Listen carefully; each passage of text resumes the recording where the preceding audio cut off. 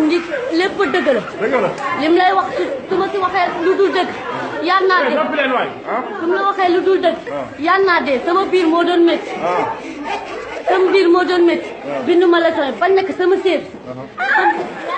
sama yaay dafa jël séer. noppi leen sama yaay bañ nekk dafa jël séer tegal ma sa buntu duut ah dafa jël séer tegal ma sa buntu duut bu rootal ma ñaari satala teg. monsieur xoolal ñu waxoon nii ñu naat. nappi leen damay wax. rejoignez vos places. Imam yow la ñu déglu rejoignez vos places. sama biir moo doon métti. waaw. wallaahi. silence. sama biir moo doon métti. ma dem toog si benn place rek. ma dem toog si buntu duut. waaw. sama yaay tegal ma foofu séet ak ñaari satala. waaw noppi leen dama sa place. pour heure bu jotee rek ma daw. heure bu jotee rek ma daw.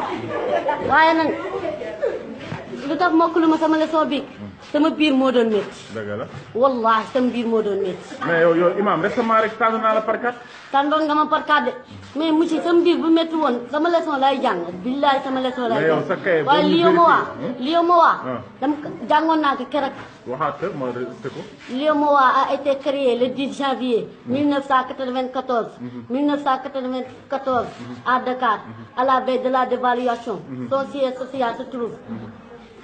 Son siège social se trouve à Ouagadougou, au Burkina Faso. Les pays membres sont